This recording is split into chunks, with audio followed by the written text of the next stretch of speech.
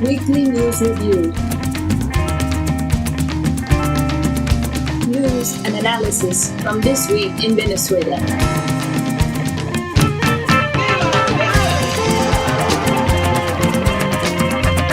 VenezuelaAnalysis.com.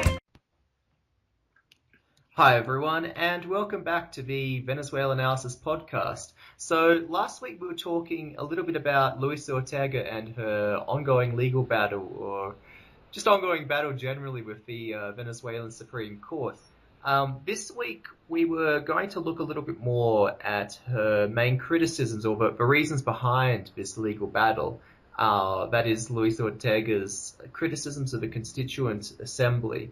So if anyone who hasn't been following Venezuelan news recently, the Constituent Assembly was called by Maduro a few months back, basically with the idea of trying to bring some kind of national consensus or to find some kind of political solution to the current political crisis that Venezuela has. Now, the Constituent Assembly itself will be made up of basically ordinary Venezuelans who are elected to positions based on both their geographic region but also their occupational position in society. And it will ultimately have a power to rewrite Venezuela's constitution. So it's kind of a big deal. So the government thinks that this is a way of like healing these political wounds, and the opposition thinks that it's more of a power grab by Maduro. Either way, Luis Ortega feels that it has been carried out in the wrong way, or at least the preparations for the Constituent Assembly have not been carried out in accordance with the Constitution. And this is kind of the focus of her current dispute with Supreme Court, because the Supreme Court has obviously let this go ahead. So anyway, I'm Ryan Malatacham, a journalist with VenezuelaAnalysis.com, and I'm here with Lucas Kerner, who has actually been writing an article over the past week on Luis Ortega's dispute with the Supreme Court over the Constituent Assembly. So he's pretty well versed in exactly what's going on right now. So how's it going, Lucas? Pretty good, right? How's it going with you? Not bad. So what's your take on all this? Or where to even start with this? So what's the timeline, or what's the situation here? Can you bring us up to date?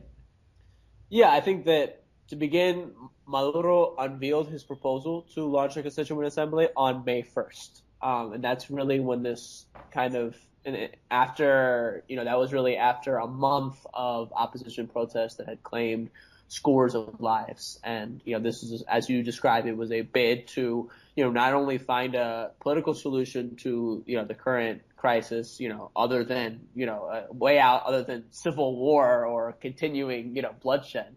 But it also has been seen by many Chavista grassroots sectors as a opportunity for radicalizing the Bolivarian process and, institutionalizing many of the key gains that have been achieved over the past 18 years. So in terms of Ortega, pretty quickly made her disagreement with Maduro's move for a Constituent Assembly known. That Maduro appointed a kind of a presidential commission to meet with all these different sectors in order to have basically public hearings about the Constituent Assembly to build up support for it and supposedly to generate proposals towards it. And of course, the opposition boycotted these hearings, as well as the National Business Confederation, the largest chamber of commerce in the country, called Fede Cámaras, which was a participant in the leader pretty much of the 2002 coup, by the way. So they boycotted this, and all the representatives of Venezuela's basically different branches of government were invited to give their testimony and present their opinions on it. And Ortega, as the head of the public prosecution, she was invited. She refused to attend in around mid-May, and instead she leaked a letter that was addressed to the Presidential Commission, and basically she claimed in that letter that the Constituent Assembly would only accelerate the crisis. She also she claimed on both legal and political grounds that it was not advisable to hold the Constituent Assembly. So then, subsequently, there was a lot of ambiguity with the Constituent Assembly very early on, because it was unclear whether there was going to be a referendum to, first of all, to even approve it. And subsequently it came out. First, Herman Escara came out and he said that there's going to be a referendum to approve it. So, I mean, it's not going to be, unilaterally approved, by this just group of people in a room, that just change the country's constitution. It's actually will be approved by the popular vote. And Maduro later confirmed that. But the crux of the controversy was whether there had to be a consultative or a prior referendum to even have the Constituent Assembly, to even rewrite the Constitution to begin with. And this had occurred in 1999, precisely because the Constitution of 1965 that governed what was known as the kind of the oligarchic Fourth Republic, in which there was basically a pact of democracy in which two political parties exchanged power for 35 years. Sound familiar to those living in the global north? But that Constitution did not specify any mechanism for amending it or writing a new Constitution, which itself is indicative of the spirit of that era. So they had to basically, Chavez's solution was to convoke a referendum in order to ask the people if they wanted to write a new Constitution, which was overwhelmingly approved. So that was kind of the short story of where that comes from. So the big controversy is whether that is necessary for this Constitution to reform this Constitution, or to convene a Constituent Assembly to revamp the current Constitution, because actually the Constitution does not specify that explicitly. In fact, it doesn't even specify that a subsequent referendum is necessary. So it's very vague on this point. But the Supreme Court ruled on May 30th that a prior consultative referendum is not necessary to convene the Constituent Assembly, so that it can be launched, provided that there is a subsequent, referendum to approve it, which is honestly something that's important, because how many first of all, the U.S. Constitution, United States Constitution, not only was it the move to write the U.S. Constitution completely illegitimate, because it was not, it was just a bunch of like slave owners and merchant, capitalists in a room who just decided to toss out the Articles of Confederation. But in fact, it was approved by those very same people. It was never subject to any kind of referendum at all. So it just, the idea that this is, we have living constitutions in the world that are worshipped, like the U.S. Constitution, or in other countries, I'm not sure. Does even Australia have a constitution, Ryan? I'm not sure if you guys do that kind of thing.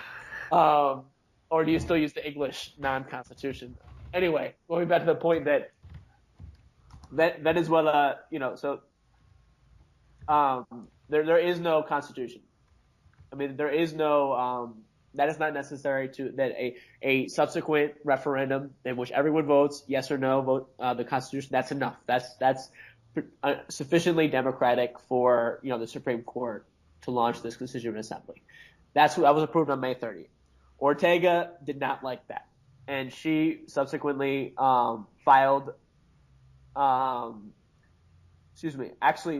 Supreme Court had ruled that in response to I got that wrong. In response to a brief by Luisa Ortega that she had filed concerning the question of whether there should be a previous referendum, the court ruled that there does not need to be.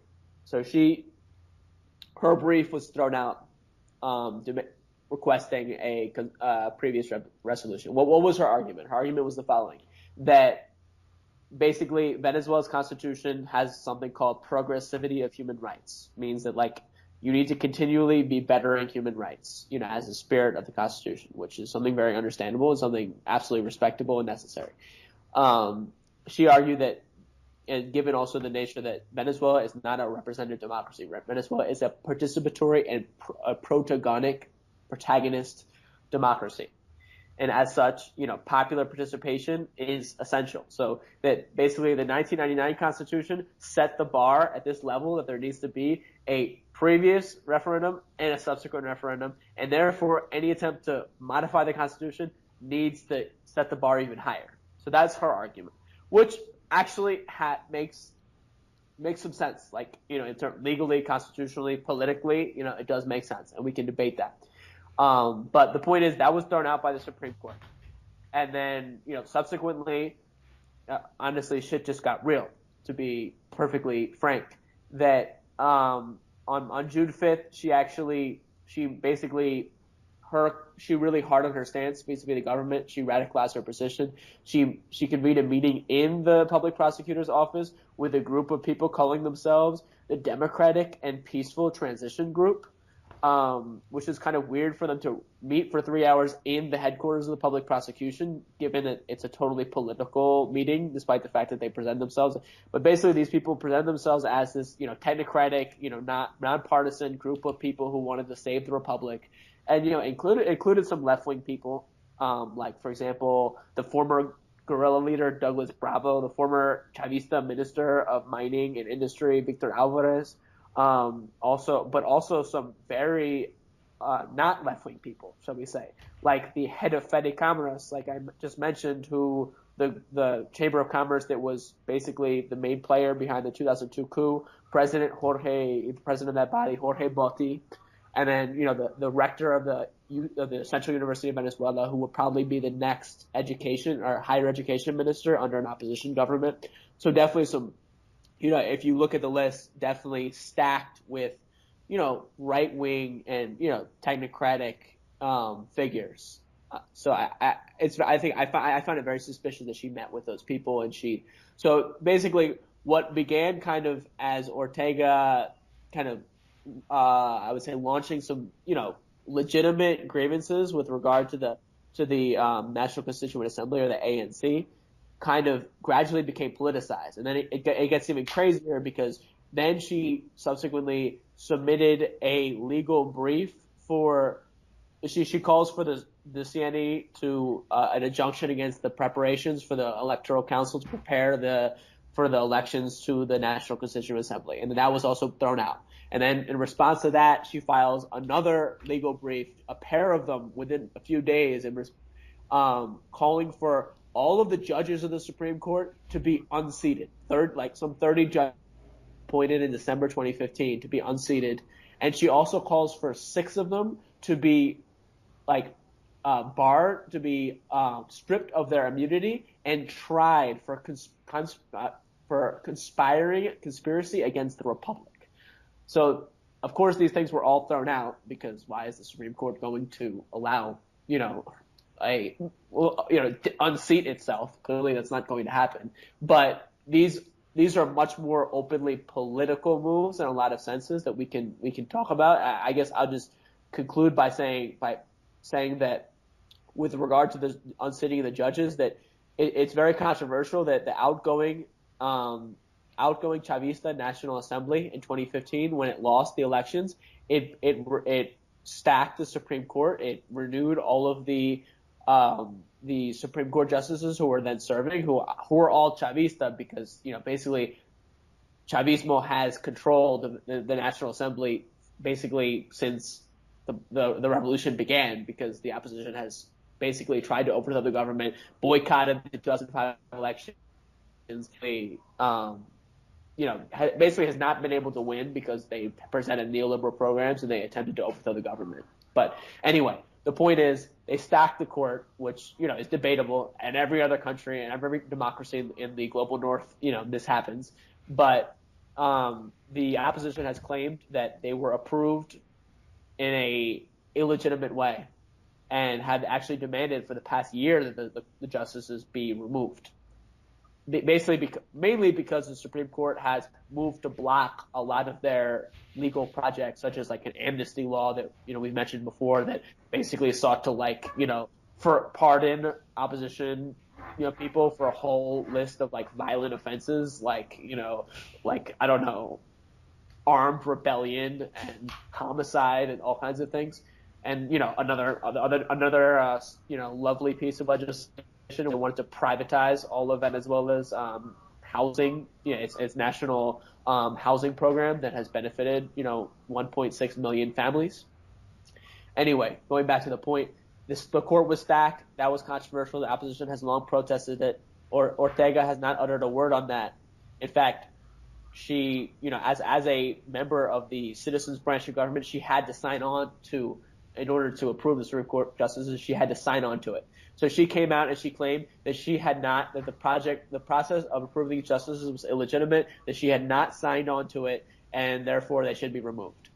And this actually turned out to be untrue, because the national ombudsman, or basically the national human rights official who heads the citizens branch of government, Tarek Saab, he came out and he showed a piece of paper that had her signature on it, that approving these appointments. In fact, and he said that there never was any recorded protest from her. In fact, there's a photo of her from her Twitter turning in the list of Supreme Court nominees. So it's very I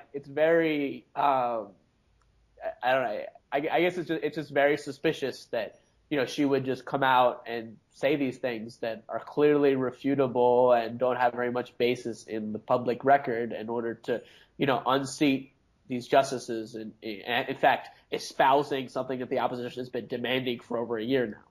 So I guess this is the point for me when legitimate, constitutional and political grievances, which I would say began when she challenged the Supreme Court over the March 29th ruling about the Supreme Court being able to basically legislate in lieu of the National Assembly, which sparked this whole crisis that we've been in since then.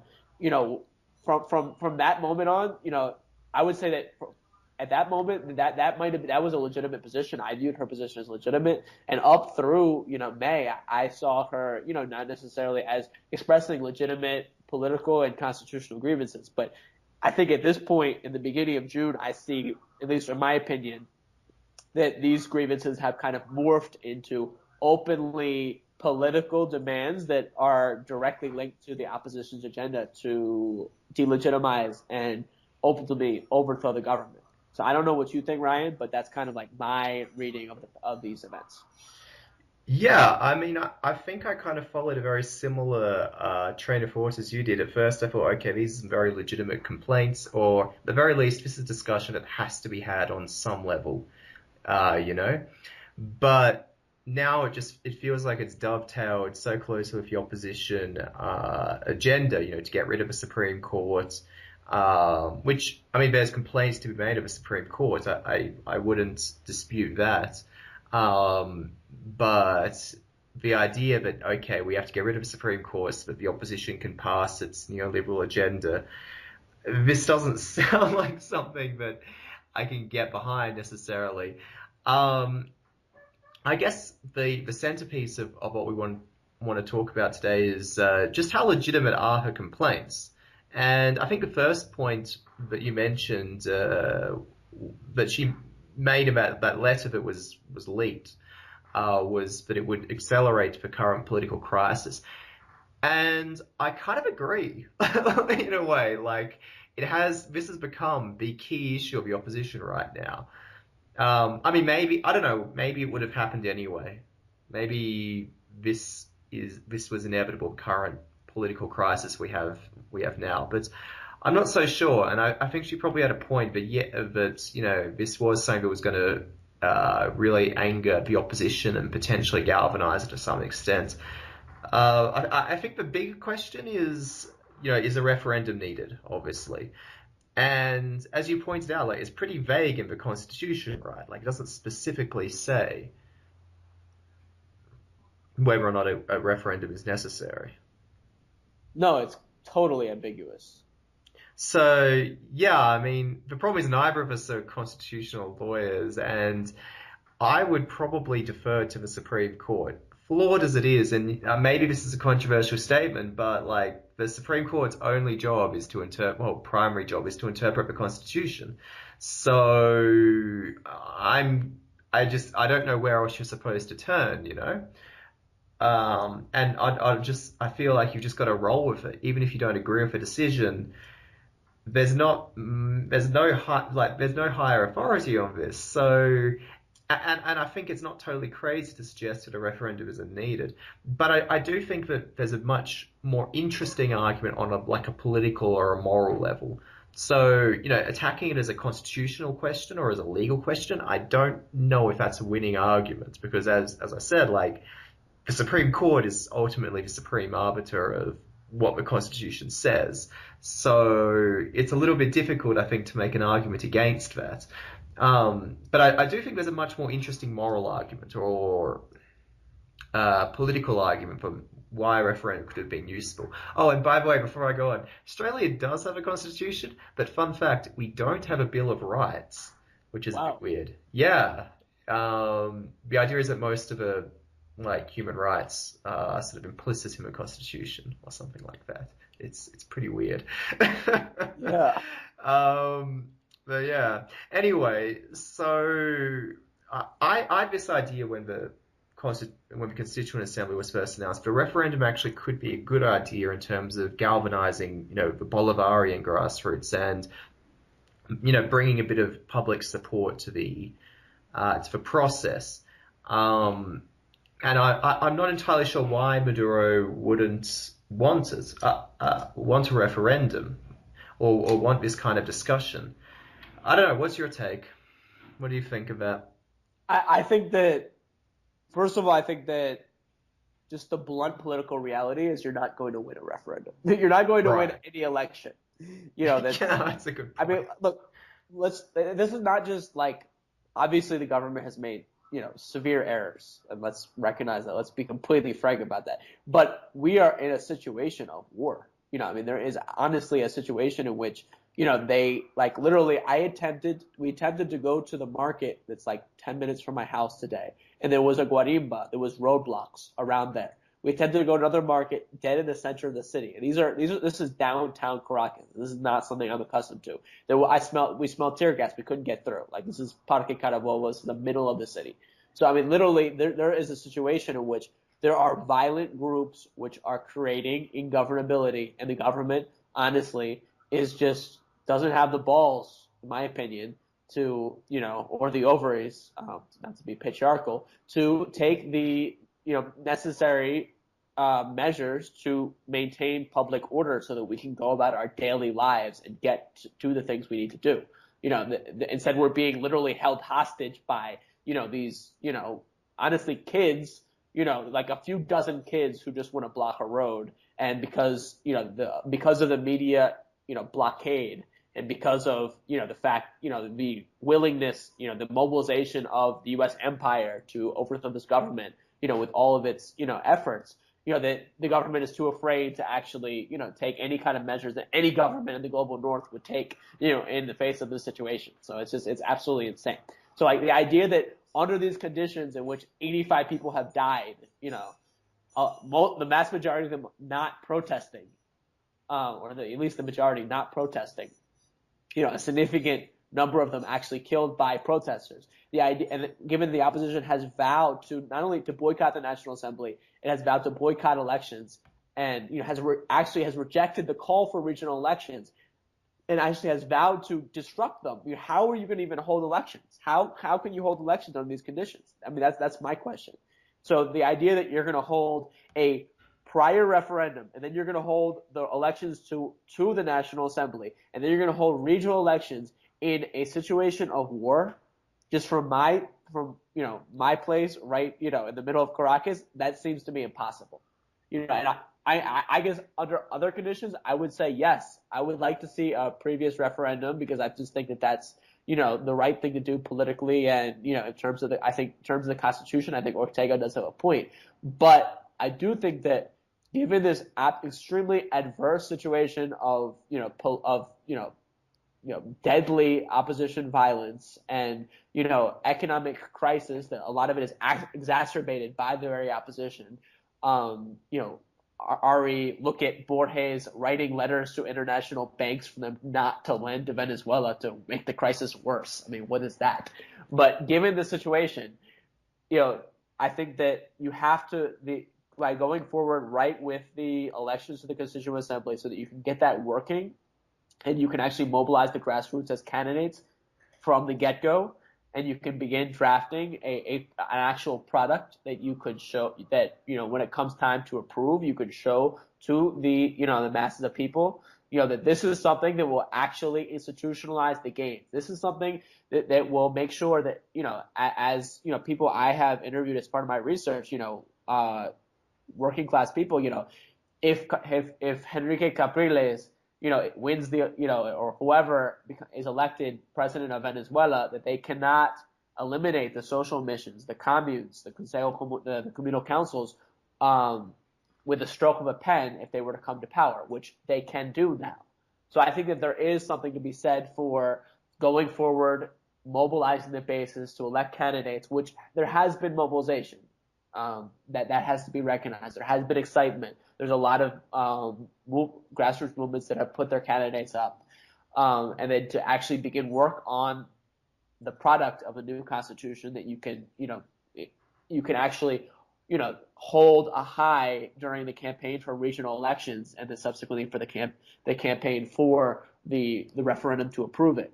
Because why did Labour win in the UK? This may seem like a far-fetched comparison, but I don't think it is, in the sense that it was the manifesto, apart from the masterful leadership of Jeremy Corbyn. It was which we unfortunately don't have in Venezuela. Jeremy Corbyn president. We need a vote for Jeremy Corbyn for the next president of Venezuela. No, but it was the manifesto. It was that document that promised these structural transformations that would benefit working people in the UK. If we can have a new constitution, a new constitutional proposal that can institutionalize these gains for working people and take them further, that could be the banner on which we could radicalize the Bolivarian revolution. So for me, that is the hope forward, because if we did it, if you just held the referendum, and given the situation of total malaise produced by violence and insecurity and economic crisis, and you lose it, then we lose any possibility of possibly exiting what the de facto reality is, this slow descent into depoliticization and defeat. That's the track that we're on. That's the light at the end of the tunnel. The train is depoliticization and defeat and the rise of the right in Venezuela.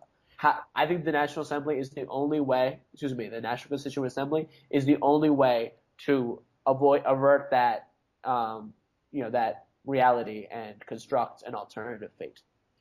Yeah, I think that's definitely a good point. I mean, as you said, like, if you can't even get to the market, how are you going to vote if there was a referendum for the Constituent Assembly?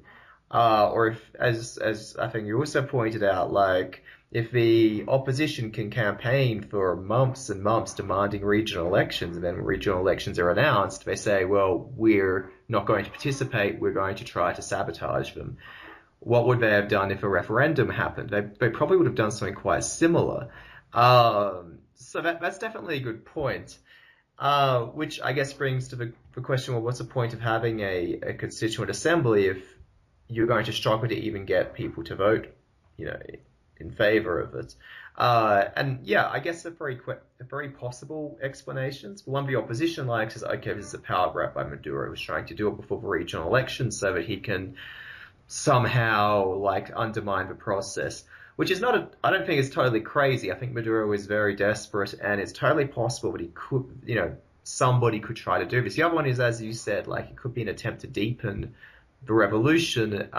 Personally, I think it's a third option, which I think you also kind of touched on. This is about preserving, some of the basic gains of a revolution. That, as you said, if the opposition gets in power, if they finally get past this current political deadlock, there's so much of what's been achieved especially over the last decade or so, that just with, as you put it, the flick of a pen, all of that could be totally erased. And so that's my suspicion, is that this is the last ditch attempt to save, the heart of revolution, or the main achievements of it. And it's totally possible that there might also be, maybe there's going to be a power grab. I don't know. I don't think it's going to be as extreme as the opposition suggests, but maybe Maduro will try to throw something in there. As for, I think, deepening the revolution, I think that'd be great, but that's a tough call, right now. Trying to push things further, I think, is a pretty difficult call.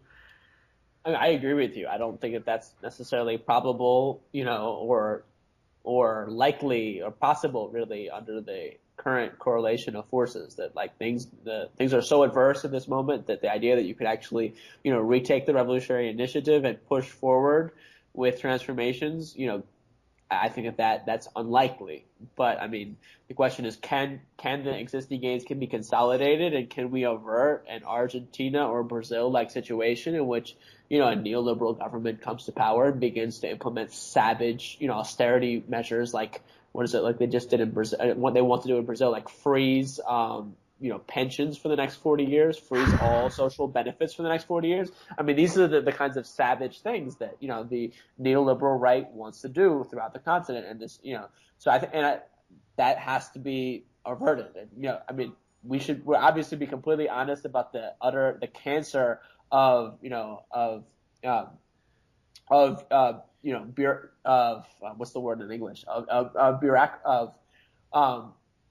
Bureaucracy, of the increasing like the bureaucratic class or something. Yeah, the bureaucratic degeneration of right. The process in many ways. I mean, evidently that is something that is real, and it's something that I don't have any faith in the PSU, because it was born, the cancer originated in the crib of the PSU, that it's a democratic authoritarian party. So it's not going to be able to create the solutions on its own. But, can we hold out, and I think that there is a small chance, again, very unlikely, that, you can actually have a significant participation in the elections at the end of July for the Constituent Assembly. And you can have, particularly among the grassroots, that you have enough grassroots candidates who go to the Constituent Assembly and produce a document that has some radical, or at least has some, some clauses and has some content that will safeguard and institutionalize the gains. That's the hope. And from that can be the banner which, we can ride out the storm. Because I think that the question of regional elections needs to be framed in terms of, I mean, Enrique Capriles is governor of Miranda State, which is, for people who don't know, is basically the state which encircles Caracas, in which Caracas, the federal district, is inside of. So many of these greater metropolitan Caracas municipalities and communities, like Los Teques, as well as, in the east and Sucre, these are under the jurisdiction of Miranda State. And these have been some of the greatest focals, or the greatest points of violence, flashpoints of violence over the past 2.5 months, almost 3 months now. And this is largely due to the situation of impunity that's promoted by the governor. In fact, the state police was just intervened by the national government because they were not taking action against these instances of violence. Literally, you have medical clinics being bombed in Los Teques. You have government supermarkets and food stores being looted and set on fire. You have, mass instances of violence that are not being addressed. And, this is due to the impunity of, the state government. Imagine if all of what will likely happen if a majority of the state governments that are currently held by Chavismo were to fall to the opposition. What would happen under that situation? I mean, you have the situation of ungovernability, and just impunity for violent protests would reach new levels. And that's not to say that there shouldn't be elections, but this needs to be taken into account. Regardless, that given that we are not under normal times, we're not in a normal situation with a loyal opposition that plays by the institutional rules, recognizes the legitimacy of the government, and participates in elections. We are in a situation with a violent, foreign-backed or U.S.-backed opposition that is, literally using any means necessary to overthrow the government. In any other country in the global north, this would be, repelled with maximum, repression. And to the applause of the international media and all of the human rights organizations, they would say nothing. So, I mean, this is just, it's absurd that we are in a situation in which this is not, the exceptionality of the situation is not recognized. Right. I mean, to me, what comes to mind is the old saying, it's socialism or barbarism. And it's quite literally either preserving the gains of a revolution, or, what there is of a revolution, or just total anarchy, and then eventually, I suppose, a transition to a neoliberal regime of some kind. It's Civil pretty War. scary. Well, yeah. I I mean, mean, that should not be played down in the sense that not that it's likely, but there are so many weapons in this country, and the fact that you actually have mercenary armies. They're not necessarily paramilitaries in the sense that they're from Colombia, but they're just gangs of just criminals who have acquired just impressive amounts of weaponry, largely with the complicity of the police. And the fact is, this is a zero-sum game, and for many Chavistas, I think for a good portion of the Chavista, population of the mainly the poor, and to some degree the lower middle class, an opposition government is a question. It's a question of life or death in many cases, because these kinds of they remember very clearly what it was like when these people ruled 20 years ago, and what the kind of terror that was openly implemented in lower class areas. I mean, this is very clear. These people would not necessarily these would not passively acquiesce to an opposition government. And there's also the question of the military, what would happen. Not to say that obviously if the opposition could very well win an election, they will win the 2018 election. If the National Constituent Assembly is not successful in articulating these popular demands in a new way that can institutionalize these gains and possibly pave the way forward for a repoliticization in many of the tradition in the, shall we say, the Chavista sectors that have experienced malaise and who are just angry with the government. If this does not happen, the opposition will win the presidential elections in 2018. That there's no doubt about that. And if they do, obviously they should be recognized. I mean that's how the game works. But the point, in fact, the government has recognized every time that the opposition has won an election, while the opposition has refused to recognize any of the electoral, victories for Chavismo brackets. But anyway, I think these points should be taken into account. yeah. I mean, this is a pretty depressing point to end on, but yeah, I couldn't agree more. And I think it's pretty scary to see how this is going to turn out over the next few months. So I guess for all of our audiences, watch closely, because this could go one of two ways, and one of the ways is not going to be very pretty.